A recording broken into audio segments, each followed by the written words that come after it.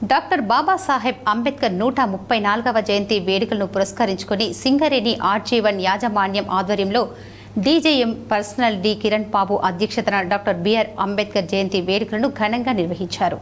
ఈ వేడుకలకు ముఖ్య అతిథిగా Ramagundam MLA Makkan Singh Raj Thakur, RG one GM Lalit Kumar, RG one area సేవా అధ్యక్షురాలు Anitha Lalit Kumar, SC ST employees welfare association నాయకులు హాజరై ముందుగా గోదావరి కని ప్రధాన చౌరస్తా నుండి జీఎం కార్యాలయం వరకు మహిళా డప్పు కళాకారులు కోలాట బృందం డీజేతో భారీ ర్యాలీ నిర్వహించారు.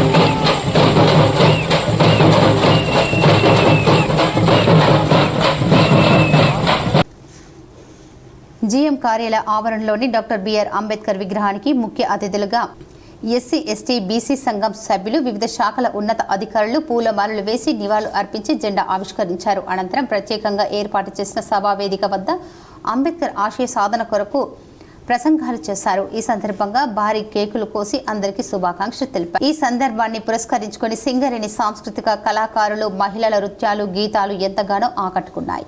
ఈ సందర్భంగా జీఎం లలిత్ కుమార్, సేవా అధ్యక్షురాలు అనితా లలిత్ కుమార్ మాట్లాడుతూ డాక్టర్ బిఆర్ అంబేద్కర్ తన జీవిత ఆశయ సాధనలో చిన్నప్పటి నుండి ఎంతో వివక్షకు గురై ఆంగ్లేయుల పాలనలో ఉన్నత విద్యను అభ్యసించి మన భావి తరాల భవిష్యత్తు కొరకు తిరుగులేని భారత రాజ్యాంగాన్ని రచించి ప్రపంచ దేశాలకే ఆదర్శప్రాయంగా నిలిచారని తెలిపారు. భారతదేశంలోని వివిధ మతాలు, వర్గాలు, కుల వ్యవస్థలు, చిన్న పెద్ద అనే తారతమ్యం లేకుండా దేశ ప్రజలందరూ సమైక్యంగా ఐక్యతతో ఉండి దేశాన్ని, రాష్ట్రానికి మరియు సింగరేణి సంస్థకు ఆదర్శంగా ఉండాలన్నారు. ఎన్నో సంవత్సరాలుగా అణగారిన వర్గాలకు ఆశాజ్యోతిగా రాజ్యాంగాన్ని వ్రాసి దానిని అమలు చేసిన గొప్ప మహానీయుడు. ప్రపంచ దేశాలు వారిని స్ఫూర్తిగా తీసుకోవచ్చని తెలిపారు. ఒక 150 ఏళ్ల క్రితం వెళ్ళాము.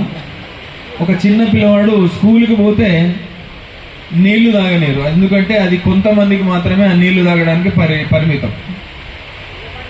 ఒక చిన్న పిల్లవాడు స్కూల్లో చదువుకోవడానికి వెళ్తే ఆడ అందరితో కూర్చోవడం కుదరదు. ఎందుకు అంటే ఆ స్కూల్లో చదువుకోవడానికి పిల్లలకు, కొంతమంది వ్యవస్థలో ఉన్న వాళ్ళ పిల్లలకు మాత్రమే పరిమితం. అట్లాంటి పిల్లవాడు ఈరోజు ప్రపంచ మేధావిగా చేసుకొని ఈరోజు భారతదేశం మొత్తానికే ఒక దేవుడిలాగా కొలవబడుతున్నారంటే ఇది ఒక ఇందాక చెప్పినట్టుగా జై భీమ్ అనేది ఒక నినాదం కాదు. ఒక మానవుడు ఏమి చేయగలుగుతాడు అంటే కష్టంలోంచి సుఖము, అంతకంటే కష్టాలు ఉన్నాయా? అట్లాంటి కష్టంలోంచి పోరాటే తత్వం ఎట్లా ఉంటుందనే దానికి ఉదాహరణ. చీకటిలోంచి వెలుగుకు మనం సొంతంగా ఉండి నిలబడి పైకి ఎదగడానికి ఒక ఉదాహరణ. మానవుడి యొక్క గట్టిదనానికి, సంకల్ప బలానికి అదొక ఉదాహరణ. అట్లనే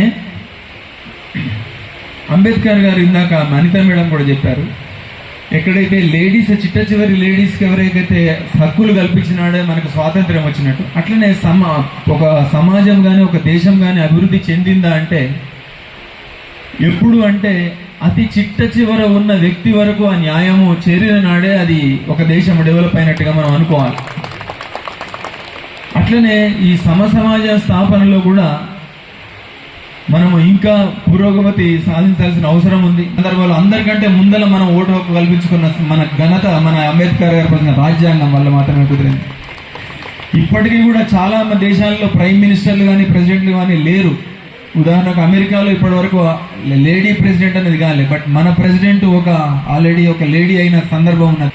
అంబేద్కర్ గారు ఇంకొకటి ఏంటంటే ప్రతి ఒక్కరి గొంతుకి విలువ ఇవ్వాలి. ప్రతి ఒక్క చిట్ట చివర ఉన్న వారి యొక్క ఆలోచన కూడా విలువ ఇచ్చిన నాడు మాత్రమే అంబేద్కర్ గారి యొక్క ఆశయాలు సాధ్యమవుతాయి. రాసిన రాజ్యాంగం మీద ప్రమాణం చేసే పరిస్థితి వాళ్ళ దేశం మీద అందరికీ ఉన్నది. సో అది స్ఫూర్తి. మనం ఈరోజు తీసుకోవాల్సిన స్ఫూర్తి ఏంటంటే, అంబేద్కర్ పుట్టినరోజు సందర్భంగా మనం తీసుకోవాల్సిన స్ఫూర్తి ఏంటంటే, మనలో ప్రతి ఒక్కరూ చదువుకోవాలి. ఇందాక ఎవరో వక్తలు చెప్పినట్టుగా మనం చదివాము అయిపోయింది, మనం ఈ ఫలాలన్నీ మనం తీసుకుంటున్నాము అయిపోయింది అని అంటే కాదు. చివరి ఏమంటారు, వెలివాడలో చివరి ఇంటి వరకు ఇవాళ ఈ స్ఫూర్తి, ఈ పోయిన రోజు నిజంగా అంబేద్కరిస్టుగా మీరు గెలిచినట్టు, దీంట్లో పాట తీసుకున్నందుకు మేము గెలిచినట్టు, అవునా కదా? ఈ స్ఫూర్తిని, హక్కును, మనం ఈక్వల్గా బతకాలనే థాట్ను వెలివాడలో చివరింటి వరకు తీసుకుపోయిన రోజు నిజంగా అంబేద్కర్ గారి పుట్టినరోజును మనం సెలబ్రేట్ చేసుకున్నట్టు లెక్క, నా ఒపీనియన్. చాలామంది నేను కూడా చూశాను, గత 2-3 ఎలక్షన్స్లో నేను ప్రతి కాలనీ కూడా తిరగాల్సి వచ్చింది, అంటే పార్ట్ ఆఫ్ దాట్. సో నేను చాలామంది జీవితాలను దగ్గరుండి చూశాను. ఒక డప్పు కళాకారుడు మన దగ్గరలోనే, నేను ఆ ప్రాంతం పేరు చెప్పాను కానీ అత్యంత నీచమైన జీవితం. ఒక మోరీ, ఆ కాలనీ మొత్తం నీళ్ళు ఆ మోరీలో వచ్చి పడుతుంటే ఆ మోరీ పక్కనే ఒక చిన్న గుడిసెలాగా వేసుకొని బతుకుతున్నాడు. చాలా బాగా కనిపించింది, 3 ఆడపిల్లలు ఆయనకు. సో మనం ఏం చేస్తున్నాం, ఇక్కడ వచ్చి స్పీచ్ ఇవ్వడం కాదు కదా, మనం మార్పు ఎక్కడ తీసుకురావాలంటే ఆ జీవితాలలో మార్పు తీసుకురావాలి. మనం ఈ ఫలితాలు తీసుకోవడం ఒక ఎత్తు అయితే, ఈ ఫలితాన్ని మనం నెక్స్ట్ అంటే ఎవరైతే ఇంకా తక్కువ స్థాయిలో ఉన్నారో, ఇంకా వెలివేసిన పరిస్థితులలో ఉన్నారో వాళ్ళ దాకా తీసుకుపోవడమే నిజమైన అంబేద్కరిజం అని నేను నమ్ముతున్నాను. అండ్ ఈరోజు మమ్మల్ని పర్టికులర్గా బ్రాహ్మిన్ కమ్యూనిటీ అంటే ఒక దూరం పెట్టే పరిస్థితి ఉన్నది వాళ్ళ దేశం మీద. సో మమ్మల్ని మీలో కలుపుకొని మమ్మల్ని ఈరోజు ఈ కార్యక్రమానికి పిలిచినందుకు చాలా సంతోషంగా, హ్యాపీగా. లిటరల్లీ నేను ఇక్కడ ఒక మాట చెప్పదలుచుకున్నాను. నిజంగా అంబేద్కర్ ఫాలోవర్ ఎవరంటే జిఎం గారు. చిన్న చిన్న పల్లెటూర్లు గూడాలలో పుట్టి పెరిగారు ఆయన. ఆయనకు అందరి కష్టాలు బాగా తెలుసు. నిన్న మేము ఎక్కడ గుడికి వెళ్తే మమ్మల్ని పిలిచి వేరే దగ్గర పెడుతుంటే లేదు అందరిలో తింటా. ఆయన వాళ్ళని కూడా నేను తగ్గాల్సి వస్తుంది. అంబేద్కర్ గారు ఈ దేశానికి రాజ్యాంగం అందించకపోతే మనం ఏమైపోలే వాళ్ళం అనే ఒక గీతం కూడా ఉంది. ఆయన లేకపోతే మన చీకటి బతుకులుగా బతికే వాళ్ళమని చెప్పి ఆ కవి స్పందించాడు.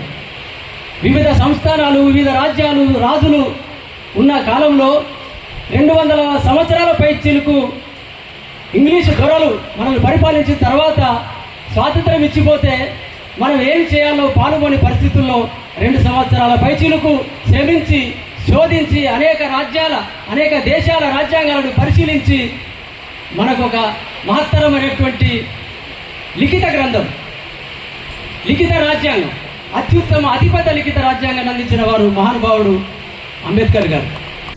ఈ కార్యక్రమంలో AITUC central secretary K Swamy, CMO CA president Damodar Rao, SC liaison officer Donda Venkateswarlu, ST liaison officer Tejavath Suresh, SC BC liaison officer Perumalla Srinivas, SC ST association central ఉపాధ్యక్షులు Janagama Narsaiah, Singareni collieries SC ST ఉద్యోగస్తులు welfare association convener Arapalli Harish, Jaipal Yadav, Tirupati BC association president Vasanth Kumar, branch secretary Arapalli Posham, in charge SO2 GM Sai Prasad, ఇతర అధికారులు తదితరులు పాల్గొన్నారు.